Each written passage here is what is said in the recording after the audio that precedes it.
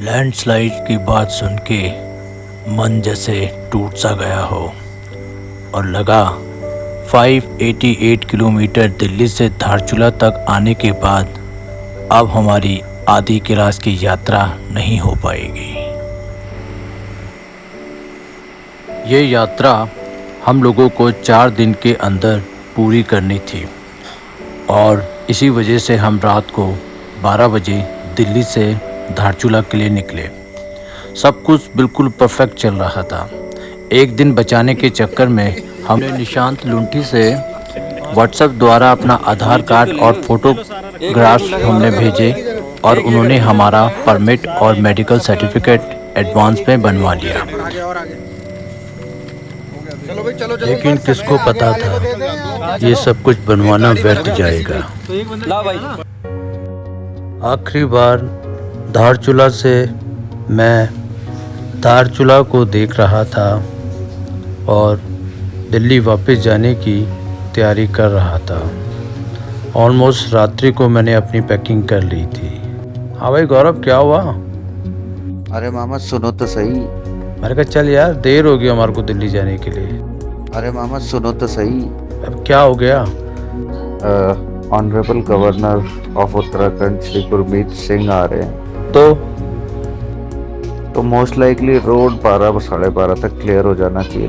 तब तक हम नेपाल घूम के वापस आ जाते हैं और सीधा निकलेंगे फिर।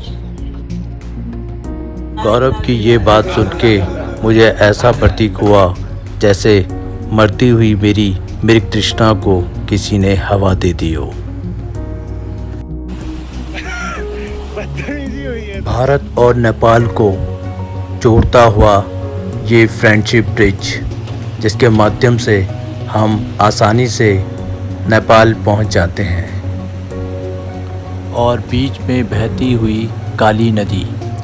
ये दृश्य देख के ऐसा प्रतीक हो रहा था जैसे दोनों देशों के बीच में ज्वल स्वरूप सीमा रेखा दोनों देशों को विभाजित कर रही हो।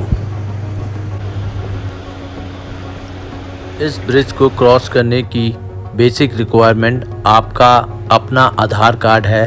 अगर आप अपना आधार कार्ड लेके आए हैं तभी इस ब्रिज को क्रॉस कर सकते हैं, अन्यथा आपको यहाँ से नेपाल जाने की अनुमति नहीं मिलेगी। और नेपाल से भारत को देखने का आनंद बहुत ही लुभावना था।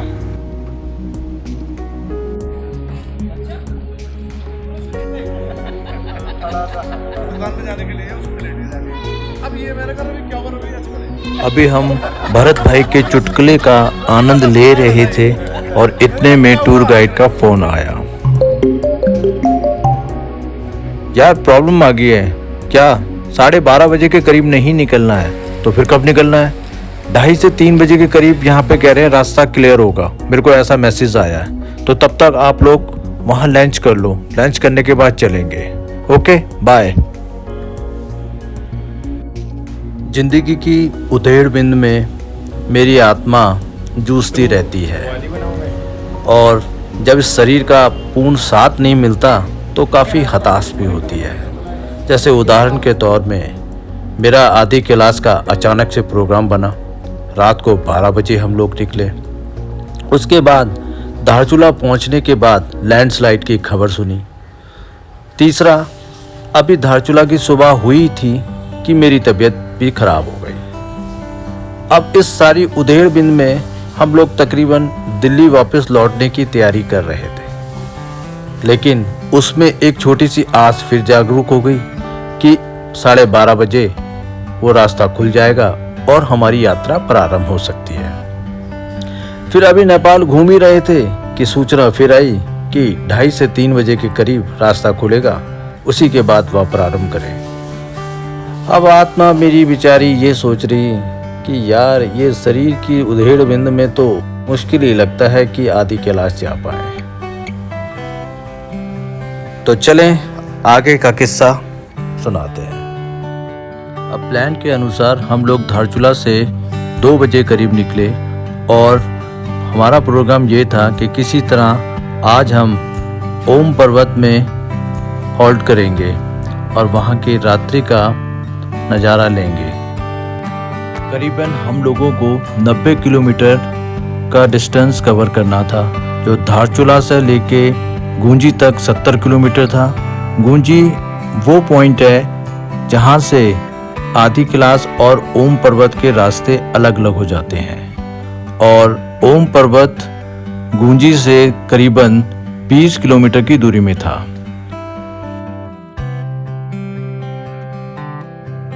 अभी हमने 40 किलोमीटर का डिस्टेंस धारचूला से लेके इस जगह तक क्रॉस किया था।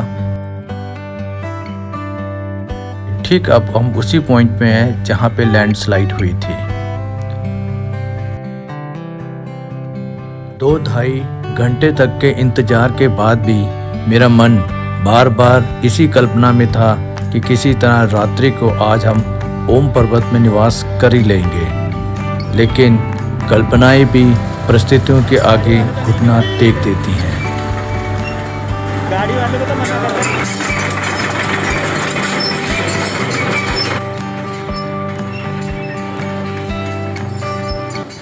अब समस्या ये आई कि रात्रि निवास कहाँ किया जाए, क्योंकि धारचूला से हम लोग 40 किलोमीटर आगे आ चुके थे। आगे हम लोग जा नहीं सकते थे। अब रास्ते में ऐसी कौन सी जगह जहाँ हम लोग रात्रि निवास कर सकें। इसमें हमारे टूर गाइड निशांत लुंठी जी ने बहुत ही बेहतरीन काम किया। लुंठी जी ने हमें कहा जब तक ग्रुप पूरा वापस होता है हम लोग इन एडवांस आगे ही जाके रास्ते में जो भी होम स्टे वगैरह आते हैं हम वहाँ पे बात कर लेते हैं। अगर जगह मिल जाएगी तो ठीक, नहीं तो हम वापस धारचूला जाके स्टे करेंगे। कहते हैं परमात्मा को समझना इतना आसान नहीं है, और मेरी जैसी निम्न बुद्धि के लोग तो क्या समझेंगे। जहाँ मन की नहीं हुई वहीं परमात्मा से तर्क करना शुरू हो गए। लेकिन परमात्मा इतना दयालु है, जहाँ हमारा मन मायूस हो रहा था वो उसके आगे ही मेरे आनंद की व्यवस्था भी कर रहा था। और कुछ आनंद इस घनी रात में कुछ इस प्रकार से हमने लिया।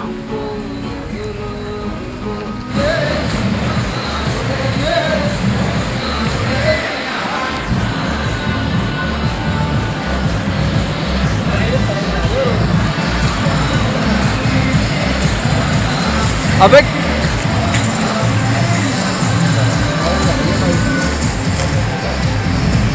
इस दृश्य को देख के ऐसा प्रतीक हो रहा था जैसे भगवान शंकर के गण अपनी नृत्य कला से, अपनी भक्ति से उनको रिझाने की, उनको प्रसन्न करने की चेष्टा में लगे हुए हों।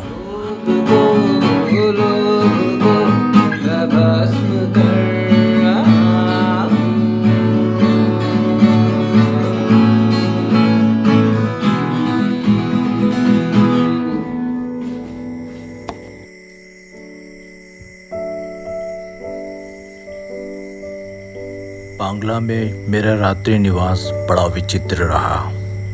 करीबन 11 बजे के करीब मैं अपना रात्रि का भोजन करके यूं ही बांग्ला की सड़क में टहल रहा था।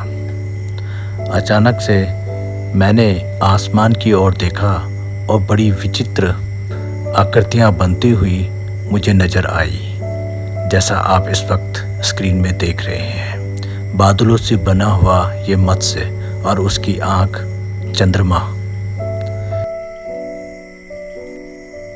ऐसी कई आकृतियां मुझे आसमान में बनती हुई नजर आई, लेकिन उन सारी आकृतियों को मैं कैद नहीं कर पाया, क्योंकि मेरे कैमरे की बैटरी डेड हो चुकी थी। लेकिन मेरा आत्मस्वरूपी कैमरा इन सब दृश्यों को आनंद पूर्वक देख रहा था।